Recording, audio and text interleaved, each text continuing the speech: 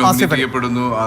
തീർച്ചയായിട്ടും അത് മമ്മൂക്കാണ് ഒരു ക്യാപ്റ്റൻസിയിൽ തന്നെ വരുന്നു എന്നൊക്കെ പറയുമ്പോൾ അതിൻ്റെ ഒരു സന്തോഷം തീർച്ചയായിട്ടും ഉണ്ട്. ബട്ട് അഗെയിൻ ബെസ്റ്റ് ആക്ടർ എന്നുള്ളത് തന്നെയായിരിക്കും എല്ലാവരുടെയും ഡ്രീം. അതിലേക്ക് ഒരു ദിവസം എത്തിച്ചേരുകയും ചെയ്യും.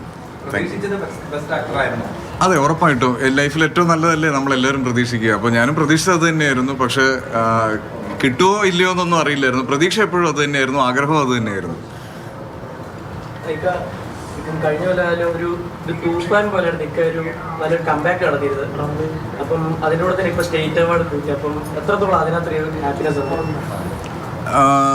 ഇപ്പം കരിയർ നോക്കിക്കഴിഞ്ഞാൽ പല സമയത്തും എനിക്ക് അപ്സ് ആൻഡ് ഡൗൺസ് ഉണ്ടായിട്ടുണ്ട്. അപ്പോൾ ഓരോ പ്രാവശ്യവും ഡൗണിലേക്ക് പോകുമ്പോൾ ഒരു മികച്ച മുന്നേറ്റം ഉണ്ടാവും എന്നുള്ളത് മനസ്സുകൊണ്ട് എപ്പോഴും ആഗ്രഹിക്കുമായിരുന്നു, ശ്രമിക്കുമായിരുന്നു.